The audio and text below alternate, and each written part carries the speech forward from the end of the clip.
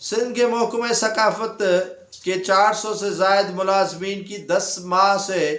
تنخواہیں بند کر دی گئیں۔ سینکڑوں خاندان فاقہ کشی کا شکار ہو چکے ہیں اور مختلف شعبوں میں کام کرنے والے ڈیلی ویجز کے ملازمین کی تنخواہیں محکمہ فنانس نے اعتراض لگا کر وہ رقم روک دی گئی ہے۔ ان میں گریڈ 1 سے لے کر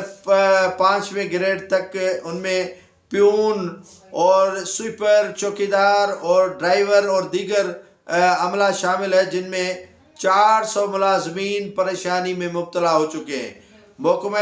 فنانس کے افسران کو شاید یہ معلوم ہی نہیں ہے کہ کسی کے گھر کی روزی روٹی چھیننا کتنا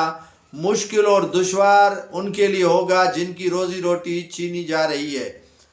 محکمہ فنانس کی جانب سے